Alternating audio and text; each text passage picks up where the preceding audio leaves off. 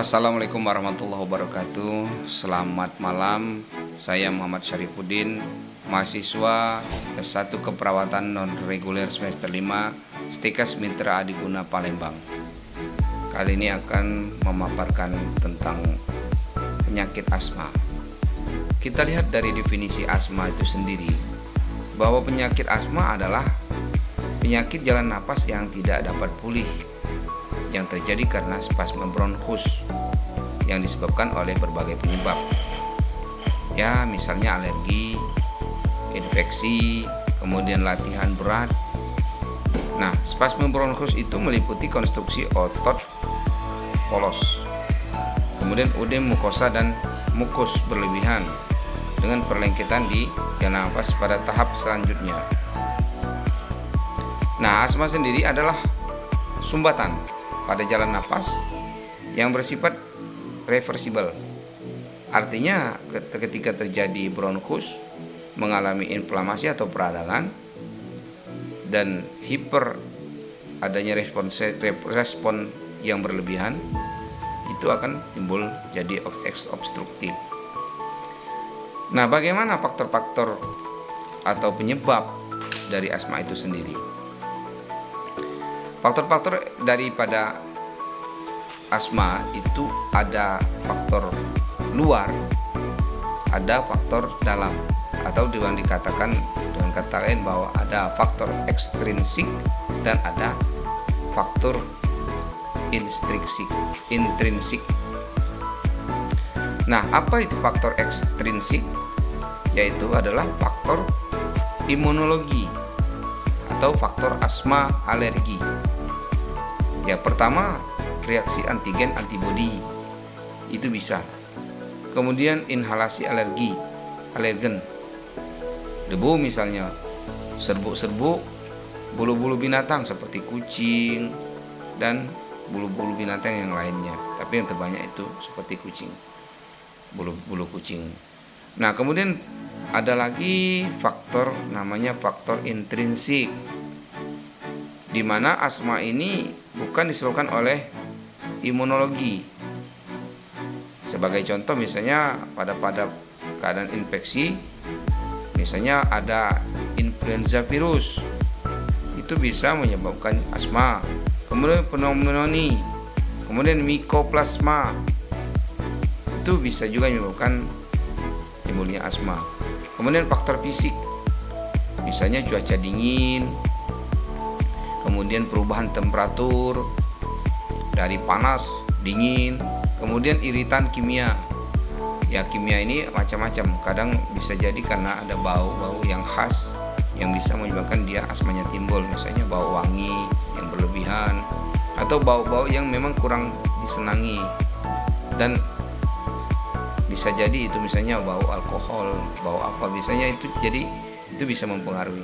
Kemudian polusi udara itu misalnya karbon dioksida yang terlalu tinggi, kemudian ada asap rokok. Nah, itu tadi polusi udara, parfum ya. Kemudian emosional, takut, cemas, tegang, stres. Itu kalau sudah stres yang berlebihan bisa menyebabkan asmanya kambuh. Nah, kemudian aktivitas yang berlebihan juga menjadi faktor pencetus timbulnya asma. Banyak kita temui di masyarakat itu beberapa pasien itu karena dia terlalu berlebihan aktivitasnya, misalnya olahraga berlebihan, atau bisa jadi dia bekerja berlebihan, itu timbul capek dan biasanya timbul asma. Nah, bagaimana klasifikasi dari asma?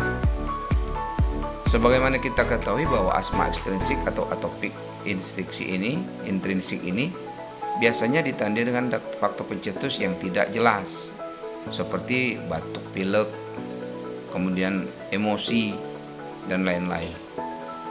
Nah, asma ini sendiri sering muncul setelah 40 tahun. Kalau anak-anak biasanya tidak. Nah, serangan asma ini dia semakin lama, semakin sering, hingga terjadi bentuk-bentuk gabungan dari bronkitis kronis seperti itu. Kemudian asma ekstrinsik, non atopik atau ekstrinsik atau alergi itu merupakan bagian kecil dari penderita asma bronhial dewasa dan penyebab alergi yang jelas biasanya.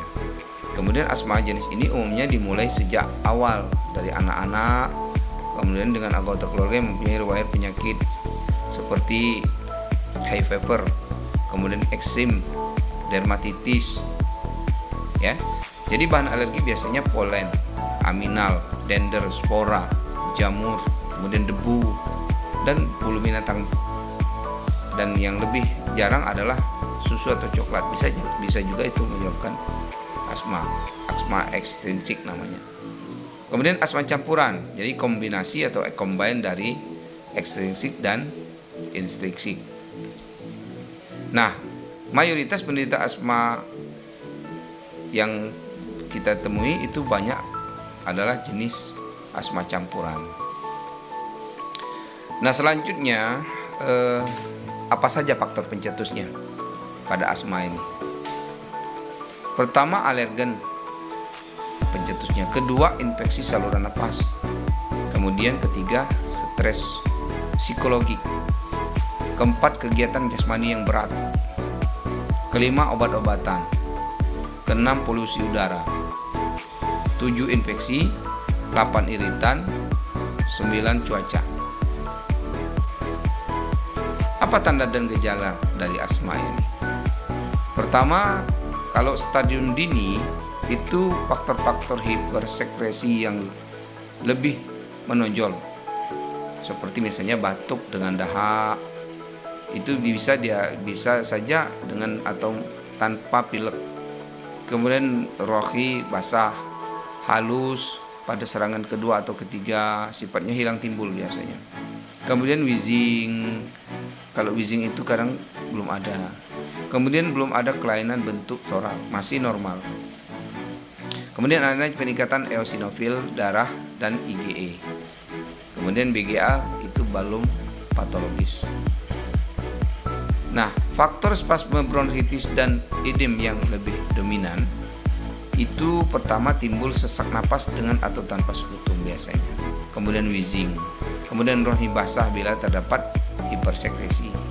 Dan terjadi penurunan tekanan parsial O2. Kemudian selanjutnya stadium kedua atau stadium lanjut, biasanya ada batuk, ronhi, kemudian sesak napas berat dan dada seolah-olah tertekan, jadi seperti ditekan. Dahak, lengket dan sulit untuk dikeluarkan. Makanya biasanya reaksi yang ditimbulkan oleh pasien itu biasanya mengeluarkan dahak itu berulang-ulang karena dia kondisi dahaknya lengket, jadi susah dikeluarkan. Kemudian suara napas melemah, bahkan kadang tidak terdengar. Nah, untuk pemeriksaan penunjang itu biasanya kita lakukan pertama adalah pemeriksaan spirometri, yang kedua pemeriksaan sputum, yang ketiga tes kulit untuk menunjukkan adanya antibodi IgE, yang keempat analisa gas darah, dan yang kelima pemeriksaan radiologi. Pada penata laksanaan, apa terapinya? Terapinya biasanya kita pasang oksigen 2-4 liter per menit dan dipasang infus RL atau D5. Kemudian bronchodilator biasanya itu dikasih salbutamol 5 mg atau terbutalin 10 mg. Ini untuk inhalasi dan pemberian dapat diulang dalam 1 jam. Kemudian aminopilin biasanya dibolus intravena 5-6 mg per kilogram berat badan. Jika sudah menggunakan obat-obat ini dalam 12 jam sebelumnya, cukup diberikan setengah dosis saja. Kemudian antiinflamasi, kortikosteroid misalnya, itu tujuannya adalah untuk menghambat inflamasi jalan nafas dan mempunyai efek supresi profilaksis. Kemudian ekspektoran. Ekspektoran ini itu untuk mengobati adanya mukus kental dan berlebihan. Biasanya hipersekresi di dalam saluran pernapasan. Nah, ini menjadi salah satu pemberat serangan asma. Oleh karena itu, harus diencerkan dan dikeluarkan, misalnya dengan obat batuk hitam, obat batuk putih, gliseril guaiacolat ya, atau disebut dengan GG. Biasanya itu banyak kita temui obat-obat ini, obat puskes atau obat-obat generik ya. Kemudian antibiotik. Nah, ini hanya diberikan jika serangan asma dicetuskan atau disertai oleh rangsangan inflamasi atau infeksi saluran pernapasan yang ditandai dengan suhu yang tinggi. Nah, apa komplikasi dari penyakit asma ini? Kalau kita lihat, ada beberapa komplikasi yang bisa ditimbulkan akibat penyakit asma. Pertama, pneumotorak biasanya. Kemudian pneuma odiestitinum dan emfisema subcutis. Kemudian atelektasis. Kemudian aspergillosis bronchopulmoner, alergi. Kemudian gagal napas. Nah, ini yang lebih bahaya lagi. Dan timbul bronkitis. Bahkan bisa menyebabkan terjadinya fraktur iga. Nah, sebagai seorang perawat profesional tentu kita harus melakukan pengkajian. Bagaimana asuhan keperawatannya? Nah, pada pengkajian, tahap pertama adalah pengkajian primer. Artinya kita lihat, kita nilai dari jalan napasnya, kemudian airway ya, berjalan napas itu airway, itu batuk kering atau tidak produktif, wheezingnya nyaring, penggunaan otot-otot akselerasinya pernapasan ya, aksesoris pernapasan. Kemudian breathing, jadi perpanjangan ekspirasi dan perpendekan periode inspirasi. Kemudian dyspnea, tachypnea ya, taktil primitus menurun pada palpasi, suara tambahan ronhi, hipersonan pada perkusi ya. Kemudian sirkulasi kita lihat hipotensi, diapresis, sianosis, gelisah, fatik, perubahan tingkat kesadaran, pulsus paradoxus lebih dari 10 meter ya. Nah, kemudian pengkajian sekunder. Pengkajian sekunder ini kita lihat dari berbagai penyakitnya, berapa lama dia asma, ada yang menimbulkan serang ini apa, obat yang dipakai tiap hari selama ini, dan saat serangannya bagaimana. Kemudian kita lihat riwayat penyakit sebelumnya, adakah riwayat alergi, batuk pilek, kemudian menderita penyakit infeksi saluran napas bagian atas, kemudian riwayat penyakit perawatan keluarga ya. Kemudian kita lihat di situ adakah riwayat penyakit asma pada keluarga, misalnya dari ayahnya, dari neneknya, dari kakeknya, itu bisa juga mempengaruhi. Kemudian riwayat sosial ekonomi, kita lihat lingkungan tempat tinggal pasiennya ini, kemudian dia bekerja sebagai apa, kemudian jenis pekerjaan apa, makanan, terus makanan yang berhubungan dengan alergennya ini, misalnya ada hewan peliharaan yang dimiliki di rumah, kemudian tingkat stresornya, apakah dia dengan adanya penyakit ini sangat stres ya. Nah, kemudian setelah kita lakukan pengkajian, baru kita lakukan diagnosa keperawatan.